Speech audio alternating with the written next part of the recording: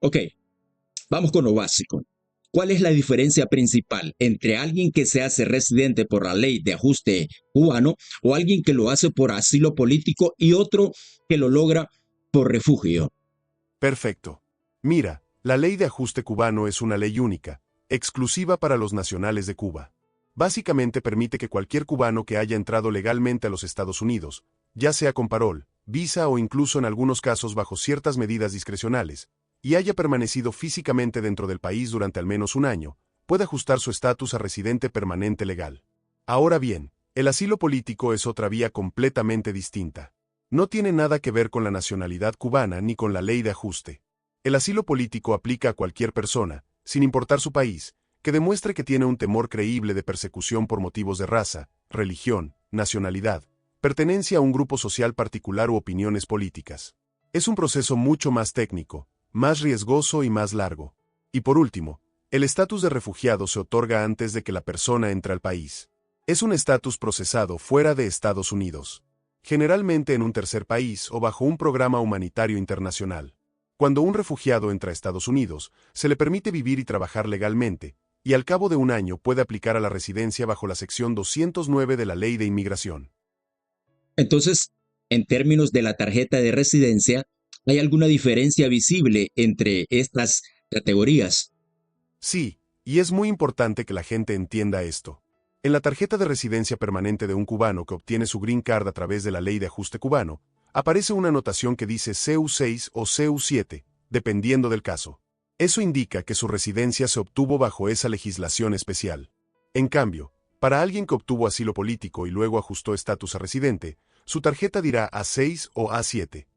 Y en el caso del refugiado político, aparecerá como RE6. Estas anotaciones son internas, pero sirven para identificar la categoría por la cual se otorgó la residencia, y son fundamentales cuando hablamos de temas como los viajes internacionales, el reingreso a Estados Unidos o una futura ciudadanía. Ahora, vamos a lo más preguntado. Una persona que obtuvo su residencia por asilo político puede viajar a su país de origen, por ejemplo, un cubano asilado puede volver a Cuba. Esta es una de las preguntas más delicadas y sensibles. Desde el punto de vista legal, sí, un asilado puede salir del país. Pero la gran contradicción aparece cuando ese viaje es precisamente al país del cual se dijo que huía. El asilo político se concede bajo el principio de que esa persona teme persecución en su país. Entonces, si una persona obtiene asilo y luego regresa al mismo país, incluso pocos meses después, está contradiciendo el fundamento de su petición. Eso puede generar serios problemas con inmigración. ¿Qué tipo de problemas exactamente? Primero, el gobierno puede entender que la base del asilo fue falsa o exagerada. Segundo, pueden iniciar un proceso de revocación del estatus o incluso negarle la naturalización más adelante por haber mentido u ocultado información material. Y tercero, si esa persona fue beneficiaria de un asilo y regresa pronto a su país, podría ser sometida a una segunda inspección al volver a Estados Unidos, lo que puede resultar en intimidación, detención o incluso la pérdida de la residencia si la persona firma documentos sin comprenderlos. Esto es gravísimo, pero hay excepciones. Por ejemplo, si alguien regresa porque su mamá está grave o porque falleció un familiar cercano, Claro que sí. El sistema migratorio contempla excepciones humanitarias.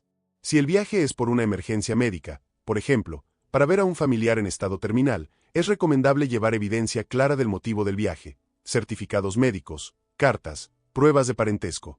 Y lo más importante, entrar y salir con permiso anticipado o advance parole si aún no se ha obtenido la ciudadanía. Nunca se debe viajar sin asesorarse con un abogado de inmigración. Porque aunque el viaje esté justificado, si se presenta de forma errónea, puede ser interpretado como abandono de estatus o fraude. y si en vez de asilo fue por ley de ajuste cubano, el riesgo de viajar es igual. No es igual. Como mencioné antes, la ley de ajuste cubano no requiere probar persecución política.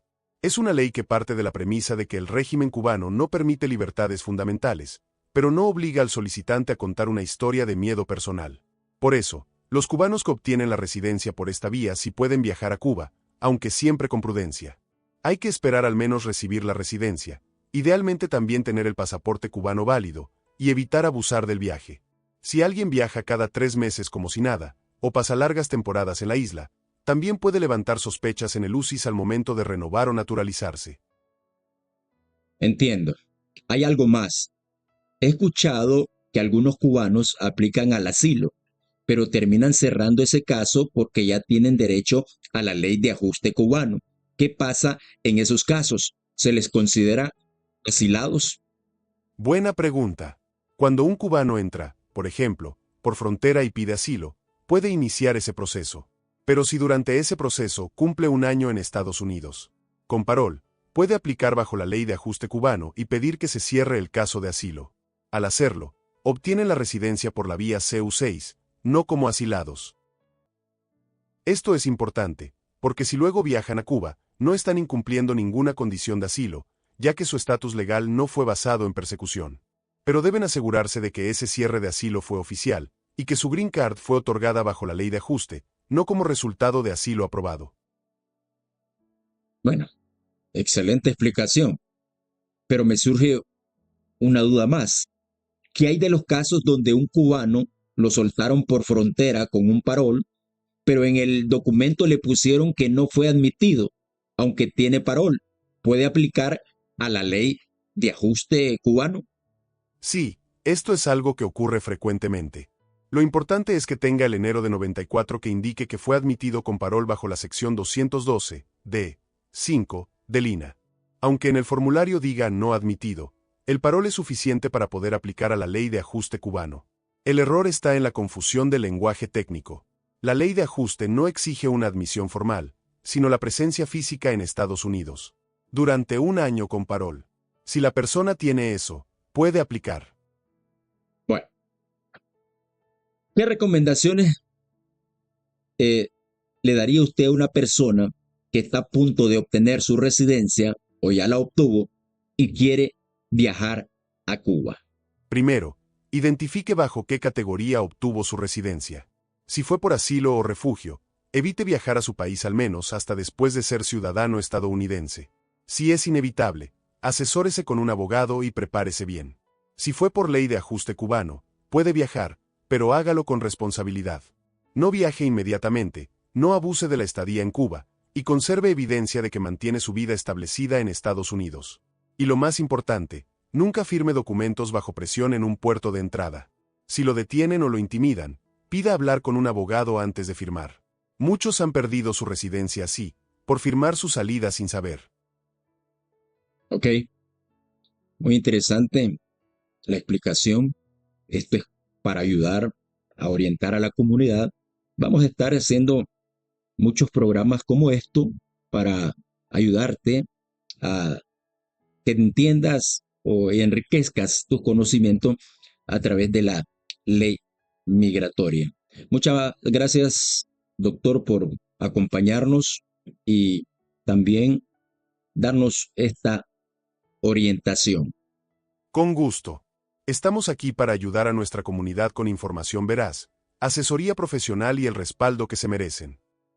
Ok, ha sido un programa donde vamos a estar hablando de la ley de inmigración.